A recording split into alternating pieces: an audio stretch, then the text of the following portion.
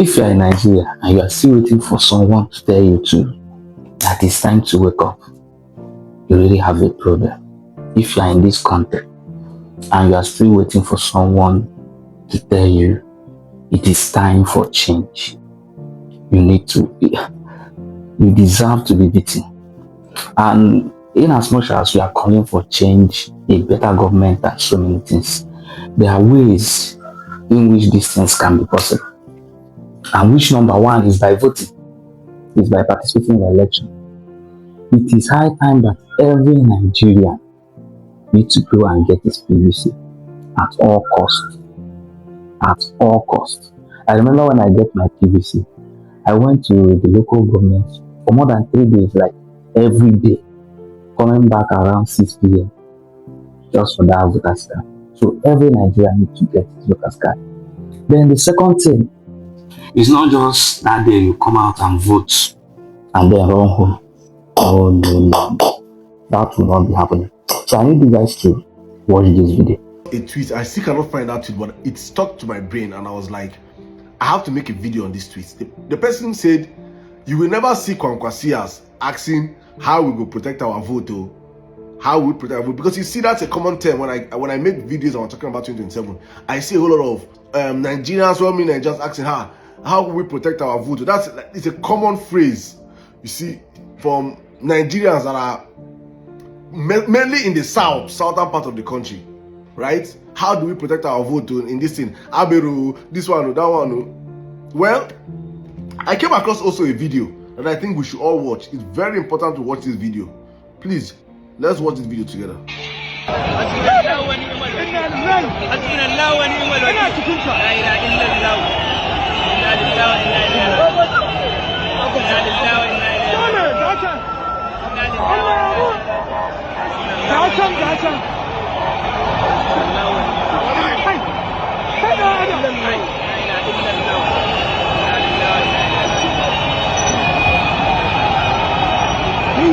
But for the benefit of doubt, because of probably the language that was being spoken and the clarity of this video, this is actually, let me read the tweet that followed this.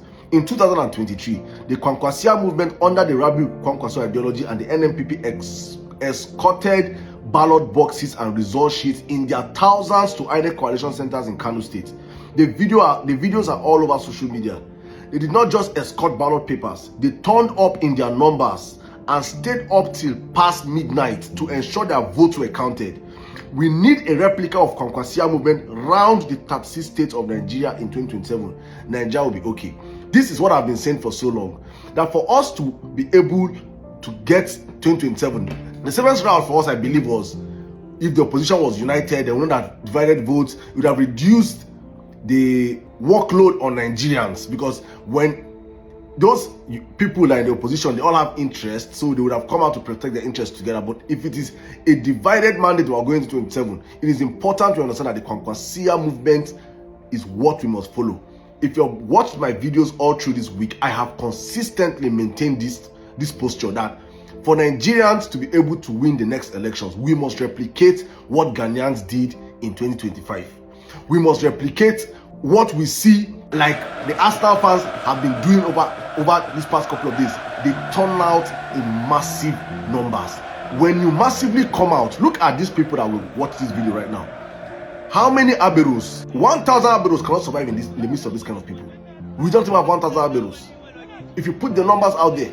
So we have to understand that if we are in our numbers across every state, there is no how Tinubu can rig the elections. There's no APC can steal the next elections.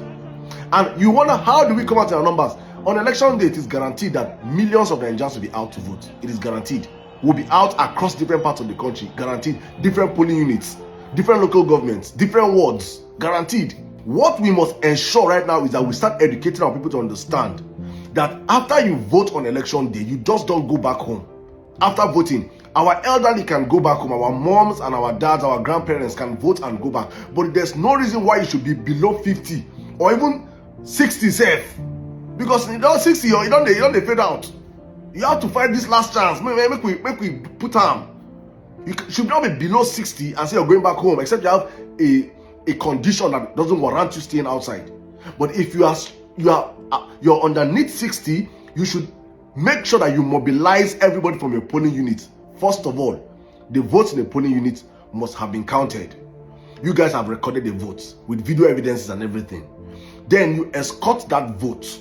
First of all, and while you people are in your polling unit, you do not allow any intimidation nobody should come and intimidate you people. There's no reason why you people will be in a polling unit and you say that thugs are coming and you see able grown men and women running away. 5 thugs to come and pursue like 200 people away. How? That mentality has to change. We have to be ready to stand up and understand. It's either we fight for 4 days and save our future, or we chicken away and become slaves for the next 4 years. The choice is up to us. Nothing good comes easy. Nigerians we have to start understanding this. We cannot all run away. And so let's go back to what we have to do. We have to protect our votes from the polling units, ensure that it is all put into the IREV, into the beavers and everything, imputed and everything. We have our result sheets. We know the counting from each polling unit. You now escort your vote from the polling unit to your wards, your ward collection centers, which is actually, I think, the local government collection centers. If you guys are in your numbers, you all aggregate at the local government collection centers. That is when the first rigging starts.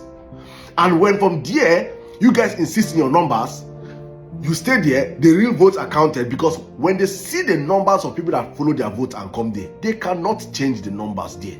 They can't change the numbers there. And then when you people are done with your aggregating of your votes in your local government, this thing, you people start marching to your state rec across the states. Yes, not everybody can go, but at least you people can now mobilize yourselves, every state. If it is a big truck, whatever it is, you people mount, start marching towards the state rec. Every state. Look at how these kind of people are working. It's a sacrifice that we must sacrifice. That spirit of sacrifice in Nigeria, we always do it for ourselves. We have to do it for the country now. And so if we can all march, especially then we now have to call out, especially people that are in the city centers of every state, to occupy the INEC in their state centers. If we are out there in our millions, there is no wiki that can come and change results, because even the crowd that they will see occupying INEC centers, no politician that is born of a woman will want to pass through that crowd to go and enter the coalition center to change the results. But what they do is that when they come there and they see only 200 people, they will use police and army and aberos to intimidate them, and they will disperse them. Then they will enter there and they will use big manism, bribery and corruption, threatening and everything, and the INEC will have to change the results. But when they come into an INEC center and you're seeing 10,000 people, we did it in Imo State. That's how we took out Ohakim as a governor and brought in Rochas. For 3 solid days, people were camped outside INEC office. There is no way the governor could not enter. Do you understand? A crowd that is, you pull out a crowd that the governor cannot access. Not that they cannot make way because the people were too much occupying the INEC center. That is how we seize our country. If there is no any other means, let me just put it right there. There is no any other means of guaranteeing a free and fair election under a thieving government like this government we have today than this way. If we do not do it this way, be ready for another 40 years of these criminals in power.